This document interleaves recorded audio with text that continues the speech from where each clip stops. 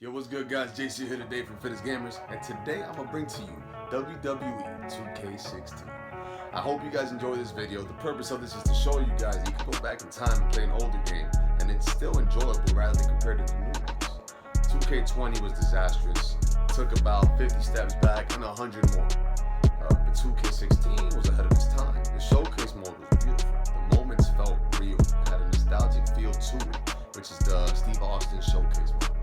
Hope you guys enjoy. Please leave a like, comment, and sub. Let's get right into it. So yeah, guys, there we have it. As you know, we are going to bring to you 2K16 in 2020. Very simple. You know, you can tell they put more content into this game as to what they've done to the recent one.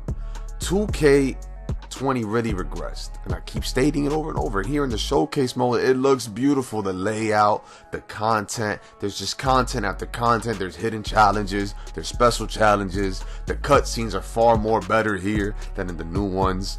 A lot of these matches flow. It felt nostalgic, and this particular showcase mode really, you know, I was able to relate to it heavy because I wanted to know about the history of the rattlesnake, and I knew predominantly most of it. But there were still some feelings I had to see for myself, because I didn't really see these matches in person. I didn't know some of these matches even happened. And as far as smooth gameplay, I don't think it gets smoother than this. 2K15 was smooth, but this was smooth too. Besides that, the game, when it came to ratings, it did decent. It did decent. The game got about, I think it got 7.2 user score on Metacritic and 73% by Metacritic as well, which is decent. There were some glitches, of course. There were some glitches. I did a Hell in a Cell match, and Taker was just frozen. You'll see that later on. It happens.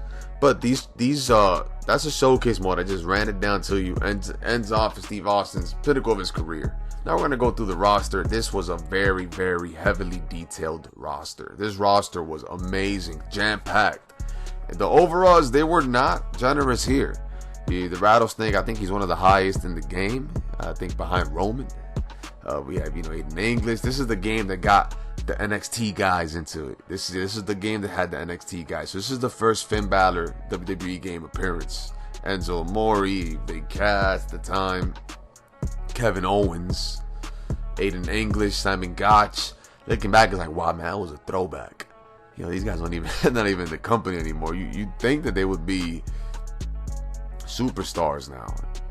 It sucks because business is business and stuff happens. Enzo should still be there in my opinion, but he wasn't there to disclose too much info. Whatever, that's besides the point.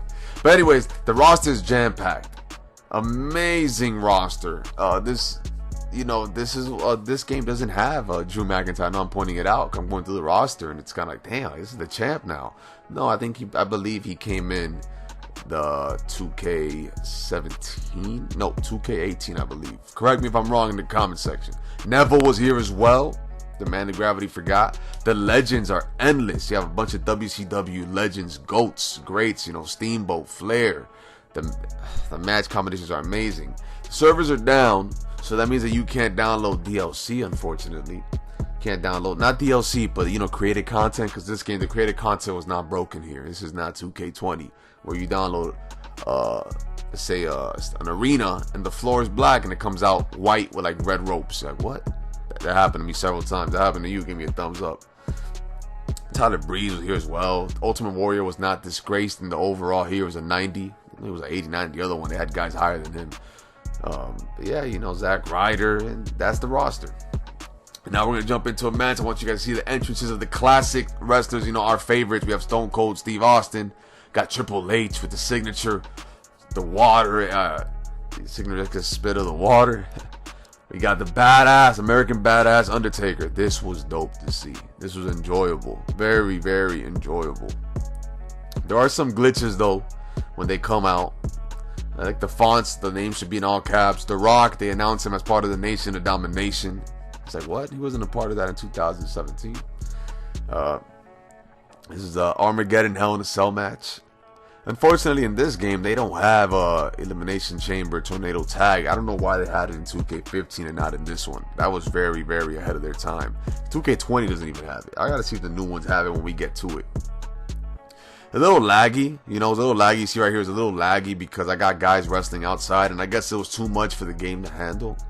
I can't really tell you why it was laggy. It was very laggy at this point in time of the video. But yeah, the gameplay's fun. And that, to me, that's what matters. Sting, I think this is the first game that we get Sting introduced to the WWE, which is a very, very, very cool feature that it had. Unless he was in 2K16, but I believe he wasn't, because he wasn't, because that was in Survivor Series that he came out that year. And you know, it was a very, very fun, jam-packed game. And they don't limit you when you do like stunts and stuff with the ladders and tables. It's unlimited. It's unlimited, which is another fun detail they have. I think you can play it by yourself and find enjoyment in it. If you're a trophy hunter, there are plenty of trophies you can go after. I only have like 15% in this game, because the majority of the trophies in the past were showcase modes or online. But this, you could do fun stuff, you know, like put your opponent through a flaming table, or put them to 2-ounce tables, make him bleed, or beat Undertaker in WrestleMania on Legend difficulty. I like those kind of things, and that's what this game offers. So when I say never-ending content, it really does have an abundance of content. Yeah, here we have the famous Finn Balor entrance, because to see this in a video game, I know now it's like whatever, right? It's not whatever, but it's like they watered it down a bit. But to see this in a video game, and you see it in real life, and you saw it in the game, like, wow. I think this entrance is like 5 minutes long in the game, maybe even 6. I think it beats Taker in length, but believe it or not, I think it does.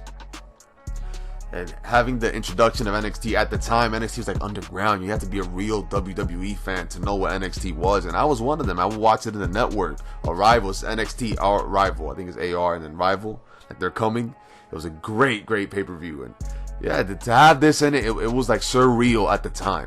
If you have not bought this game, I suggest you do get your hands on it. Hope you guys enjoyed. JC from Fittest Gamers. Please leave a like, comment, and sub, guys. Any questions? Leave it below. All right.